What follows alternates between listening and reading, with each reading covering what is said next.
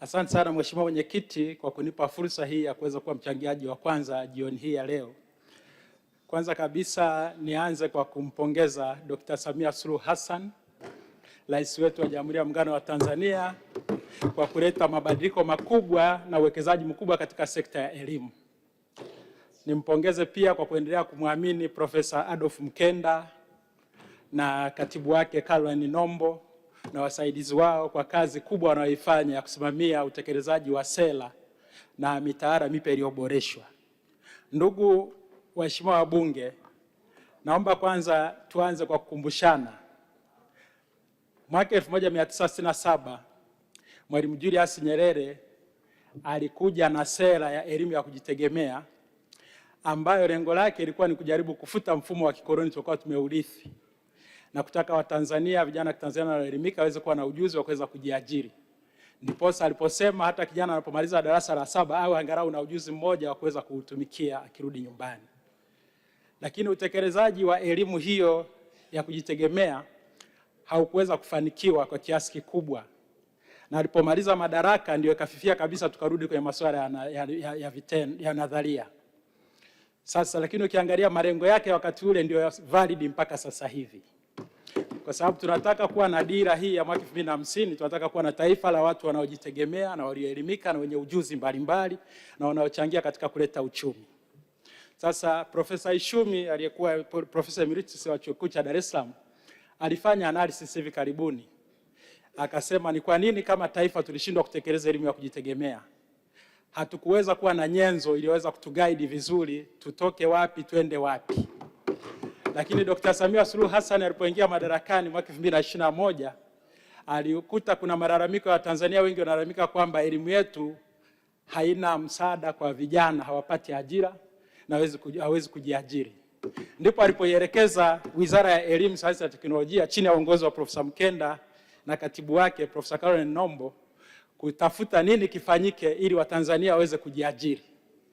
Lakini Profesa Mkenda kwa kushirikiana na wataalamu wengine wasomi Tanzania walipitia ile sera mwaka 2014 iliyokuwa imeshindikana, ndio wakaja na sera iliyoboreshwa ya mwaka 2023 pamoja na mitaala iliyoboreshwa ambayo inakwenda kuwa mwarobaini wa tatizo la ukosefu wa ajira. Kwa hilo tuwapongeze, tuwape maua yao. Wengi walishindwa kufanya hivyo. Ukiangalia hata sera ile ya mwaka 2014 ilishindwa kutekelezeka kwa sababu inahitaji matumizi makubwa ya fedha. Lakini Dr. Samia Suluhu Hassan aliamua na ameamua kuweka fedha nyingi baada ya kuanza kutekeleza hii sera. Kwa hiyo niwapongeza hata wizara hapa leo wamekuja na budget ya 2.3 trillion na ukiangalia kwa kiasi kikubwa inakwenda katika kutekeleza hiyo sera. Wamesema ni miongoni mwa mambo ambayo yapa kipaumbele. Baada ya kukubali kuanza kutekeleza ile sera, wamewekeza fedha nyingi sana katika ile sera. Pamoja na mambo mengine, ilielekeza uonyeshaji wa amali, lakini pia elimu ibadilike ya miaka 10, lakini ilifocus zaidi katika masuala ya sayansi, tehama na hisabati. Na hayo ndio mambo yanayotupeleka kwenye taifa lenye uchumi. Baada ya kufanya hivyo, tayari shule 103 za amali zimeshajengwa kwa zaidi ya shilingi bilioni 90, ambapo watoto wetu sasa wanaenda kusoma kwenye shule za amali. Lakini kuna shule 158 zinatekeleza mkondo wa amali. Na ukiangalia sasa tunapokwenda kwenye hii dira, nilikuwa natamani nione watu wa Wizara ya Fedha wakiwa ndani pamoja na watu wa mipango, kwa sababu bila kusomesha hawa Tanzania hiyo dira ya 2050 haitafanikiwa. Hatutaweza kutekeleza dira ya 50-20 kwa kutumia Wachina na Wahindi, tunatakiwa kutumia vijana wetu watakaosoma kwenye VETA. Sasa ni ukweli Mwalimu Nyerere aliwahi kusema mficha maradhi kilio kitamfichua. Kwa hiyo tukiangalia Dr. Samia Suluhu Hassan alipokuta VETA zinasuasua, alielekeza bilioni 100 zipatikane ili VETA hizi ziweze kukamilika. Lakini mpaka sasa hivi tunavyokwenda VETA 64 ziko 67% na ile VETA moja ya Songe iko 68%. Fedha bado zinahitajika.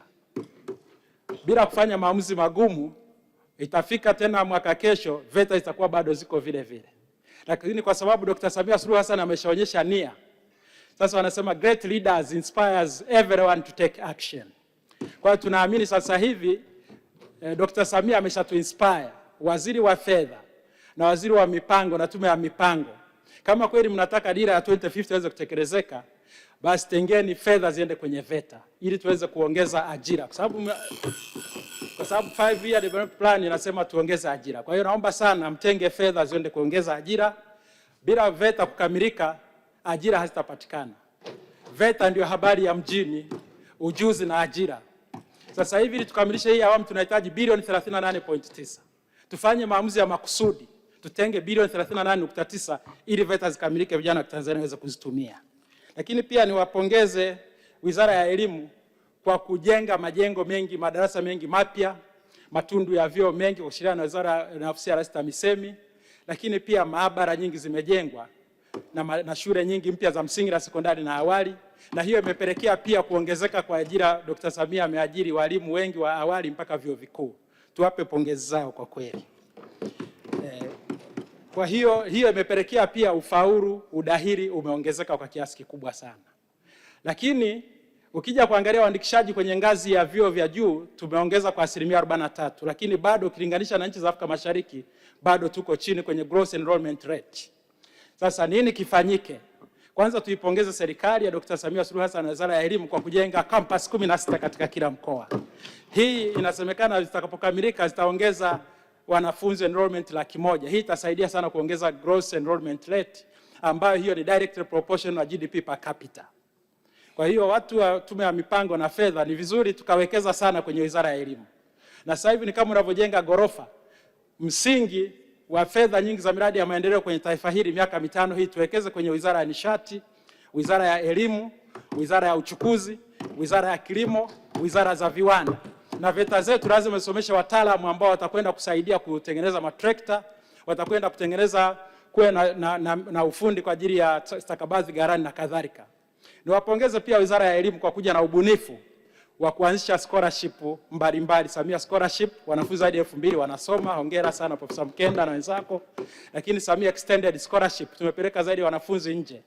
Mataifa mengi yaliyoendelea katika kuendeleza human capital pia yanapeleka wanafunzi wengi nje ya nchi. Naomba tuongeze fedha ili wanafunzi wengi zaidi waweze kwenda huko. Lakini pia nikupongeze kwa kuanzisha Samia Innovation and Commercialization Fund ambayo inasaidia kuboresha ubunifu. Nadhani hii nayo ikiendelea kupewa kipaumbele italeta mafanikio makubwa sana. Baada ya kusema hayo, tunajua kutokana na utekelezaji wa sera mwaka 2028 tunakwenda kuwa na wanafunzi 3,321,177. Zinahitajika fedha 1.77 trillion. Sasa niliangalia kwenye hotuba ya Waziri Mkuu, mamlaka ya serikali za mitaa wanatenga bilioni 139. Serikali kuu inatenga bilioni 7. Kwa hiyo inabidi tujitahidi kuongeza kasi kubwa ili hizi shule ziweze kukamilika, vinginevyo itakuwa ni tatizo. Naomba kuhakikisha kwamba fedha zinapatikana ili shule hizo kujengwa. Kwa kufuatia hilo, katika wilaya yangu ya Butiama, shule ya sekondari ya Isaba, shule ya sekondari ya Muibagi, shule ya sekondari ya Misanga, tunaomba sana fedha zipatikane. Baada ya kusema hayo, narudia kusisitiza kwamba tuwekeze fedha nyingi kwenye VETA, itakuwa mwarobaini wa ajira. Naomba kuunga mkono hoja. Asante sana.